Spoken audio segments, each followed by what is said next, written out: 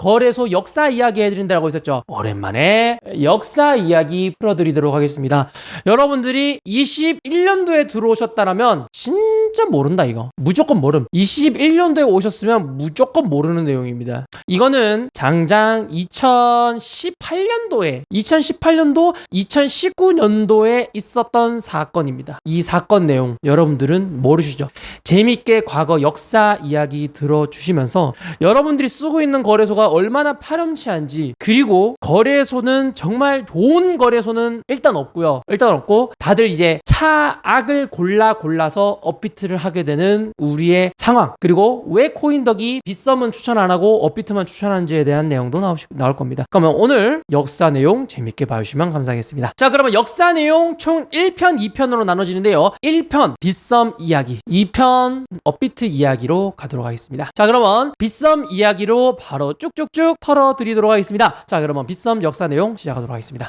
자, 여러분들 왜 바깥주 왜 멈추래? 좋아요? 여러분들 내용 시작하기 전에 영상 좋아요 버튼, 영상 하단에 엄지 버튼 있거든요. 좋아요 버튼, 구독 버튼 한 번씩 눌러주시면 감사하겠습니다. 눌러주세요. 자, 그러면 빗썸 역사 이야기 시작하도록 하겠습니다. 바야흐로 2018년도쯤 빗썸 친구가 새끼를 하나 칩니다. 18년도인가 19년도인가 그때쯤이에요. 그때 빗썸이 친척을 한 명 데리고 옵니다. 누구냐? 빗썸 싱가포르 버전인 빗썸 글로벌입니다. 빗썸 글로벌. 이름도 똑같죠? 심벌도 똑같습니다. 실제로 이거 똑같이 썼고 밑에 글로벌만 떴습니다. 글로벌. 이 친구의 이제 지배구조를 보면 SGBK 그룹에서 싱가포르에서 이런 싱가포르에 있는 빗썸 글로벌이라 빗썸 코리아에 대한 지분을 모두 다 김병권 회장이 다 들고 있었어요. 빗썸 김병권 회장입니다.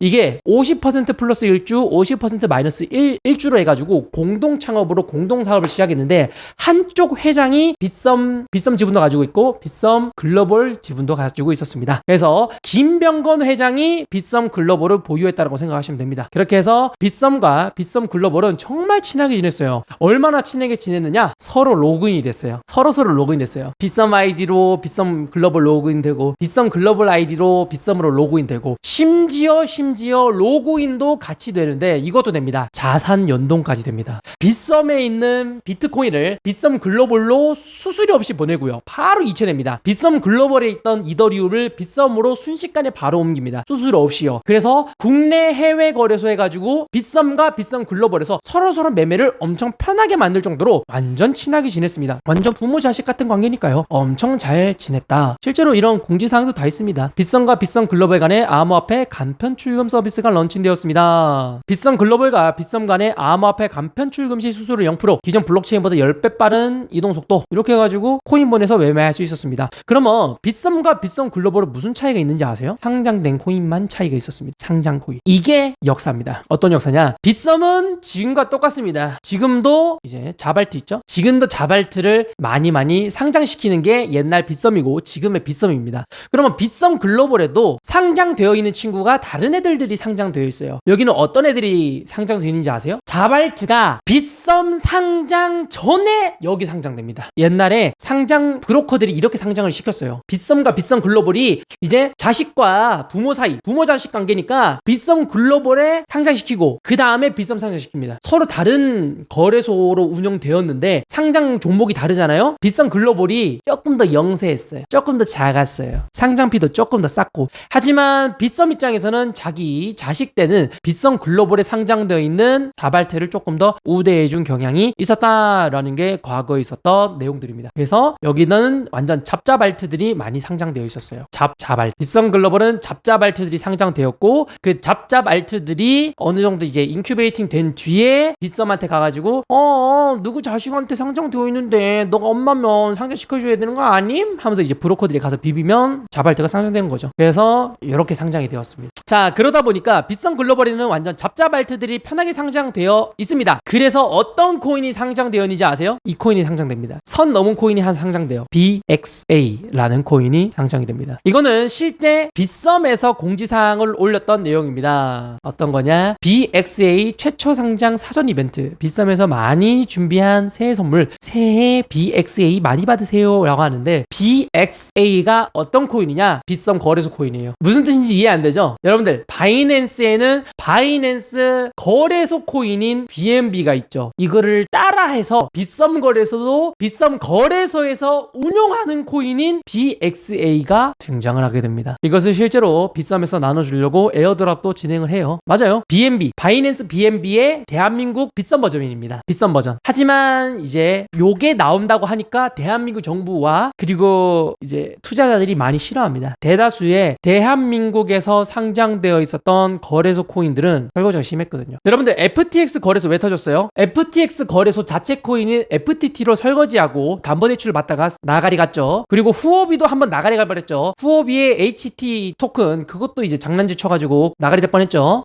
그리고 이제 국내 거래소 중에서 캐셔레스트에서 캡코인 만들고요. 그리고 다른 이제 뉴비트 거래소에서 뭐 뉴비트 코인 이런 게 만들면서 전 세계적으로 거래소에서 거래소 코인을 만들어서 설거지하는 메타가 있었습니다. 이거를 따라해서 빗썸도 빗썸 거래소 코인을 만들어서 한탕을 하려고 했었죠. 그래서 이런 공지도 떴습니다. 이 공지가 떴는데 대한민국에서는 욕을 뒤지게 먹었고요. 욕을 뒤지게 먹었고 어디로 갔느냐? 빗썸 글로벌에 상장됩니다. BXA는 아까 말했던 이 지분에서 김병건 회장이 메인 주축으로 운영했었던 코인이 빗썸 거래소 코인인 BXA 코인입니다. 빗썸 거래소 코인이 BXA라고요. 이해하셨죠? 자, 그래서 빗썸 글로벌에 BXA가 상장되고 실제로 거래가 이루어지는데, 이게 거래소 코인이잖아요. 잘 될 리가 있겠습니까? 당연히 잘 안 됩니다. 법적 소송이 벌어져요. 빗썸은 양대 두 회장이 존재해요. 회장이 두 명이에요. 한쪽 회장이 거래소 코인으로 이것저것 해먹으려고 하니까 반대쪽 회장이 태클을 거는 거죠. 그래서 BXA는 빗썸에는 상장 안 되고 빗썸의 자식인 빗썸 글로벌에서만 상장되고 결국에는 계속 법적 이슈로 인해 가지고 성장도 못하고 마이너스 99% 돼가지고 거의 없어지기 직전이다 라고 생각하시면 되겠습니다. 자, 이렇게 수많은 법정 이슈가 벌어지고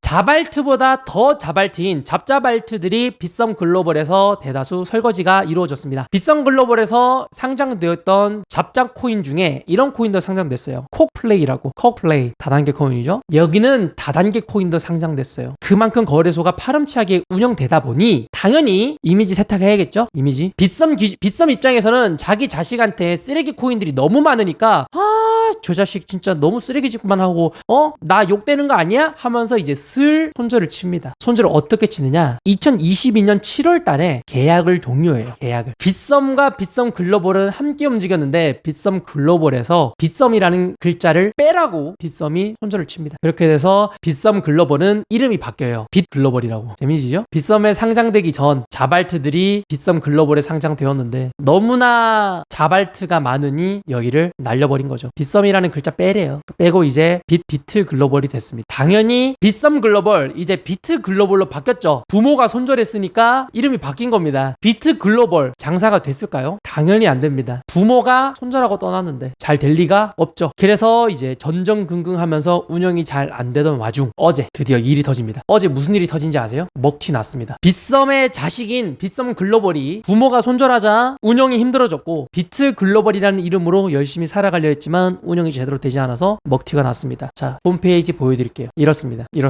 혹시나 국내에서는 제대로 접속이 안 될까봐 VPN 돌려가지고 들어갈 수 있는지 사람들에게 요청을 해봤거든요. VPN을 써도 화면이 잘 안 뜹니다. 제대로 안 떠요. 이렇게 빗글로벌 빗썸 프로 이거 옛날 주소거든요. 옛날 주소도 안 되고 이거 www.bitglobal.com en-eu 이거 이렇게 이 주소 넣어도 모델 W 리커넥팅 뭐 하면서 막 잘못됐다 이거 끝나요 여러분. 난리 났습니다. 끝. 먹튀 났습니다. 근데 얘네들이 바로 먹튀가 난 게 아니에요. 이렇게 샷다 내리고 야반 도주 하기 전에 무슨 일이 있었는지 아세요? 이런 일이 있었습니다. 제가 빗썸 글로벌에 무슨 일이 일어났는지 실제로 이게 먹튀인지 텔레그램 방까지 들어갔습니다. 텔레그램 방에 들어가 보니까 9월 13일까지는 대화가 있어요. 9월 13일까지는. 하지만 14일부터요 채팅창을 닫습니다. 14일부터요. 먹튀 언제 언제 났다고 했죠? 저 홈페이지 언제 내려갔다고 했죠? 21일날 홈페이지 내려갔어요. 21일날 홈페이지 내려갔고요. 14일 그것보다 한 일주일 전부터 소통 채널을 닫았어요. 그래서 아무런 답변을 얻지 못했습니다. 하지만 제가 여기에 이 텔레그램 단톡방에 들어가 보니까 이제 제보하시는 분들이 와가지고 저한테 물어보시더라고요. 안녕하세요. 비트 글로벌 방 입장하는 거 보고 글 들어요. 코인덕님은 혹시 로그인 되시나요? 물어보니까 다들 로그인 안 되고, 이분이 원래 쓰셨던 분인데 어제부터 홈피 연결도 안 된다라고 하셨습니다. 그리고 입출금이 언제부터 막혔냐라고 물어보니까 입출금은 이미 두세 달 전부터 막혀져 있었고요. 이미 출금이 두세 달 전부터 안 됐었고, 일주일 전부터는 소통 채널을 닫았고, 어제는 홈페이지를 날렸어요. 이게 이번에 난 사건입니다. 사실상 비트 글로벌 사건 누구한테 책임이 있는가? 뭐 우리 마음속으로는 알죠. 우리 마음속으로는 당연히 부모 탓이겠죠. 자식이 사고를 쳤으면 부모 탓이겠죠. 하지만 이미 법적으로 빗썸 글로벌은 옛날에 손절을 쳤어요. 작년에 이미 손절을 쳤어요. 넌 내 자식 아니야. 빗썸이란 이름 빼 하고 비트 글로벌이 됐기 때문에 사실상 피해자분들이 돈 받을 가능성은 거의 없다. 이렇게 해가지고 빗썸에서 만든 거래소 빗썸 글로벌이 이렇게 침몰하게 됩니다. 네. 어제